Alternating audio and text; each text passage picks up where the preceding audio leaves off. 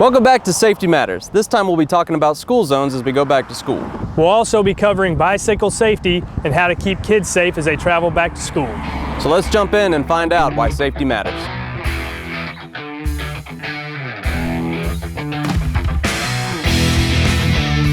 We're going back to school. That means the school zones are going to be activated for all drivers. Pay attention because new schools are being built all the time here in our great city, but that also means new school zones are going to be all over the place.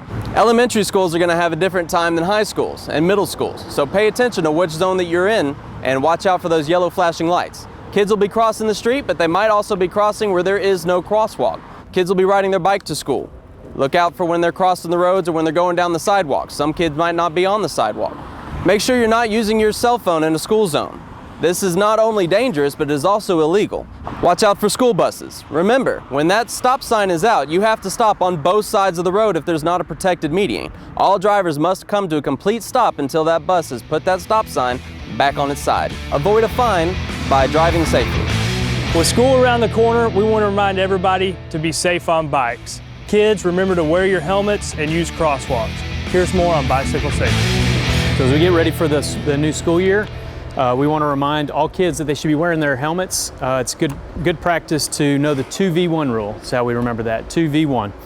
So when you wear your helmet, always make sure that you have a properly fitting helmet. It's adjusted for your age and size, and you have 2 fingers over the top, above your eyebrows, a V around the ears, and 1 finger for your chin strap underneath the chin. That way you have a properly fitting helmet and you'll be safe on the way to school.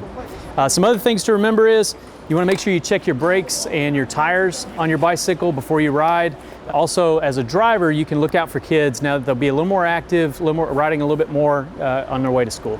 Ride on the sidewalk when you can. If not, ride in the same direction as traffic, as far on the right side as possible. That's it for this episode of Safety Matters.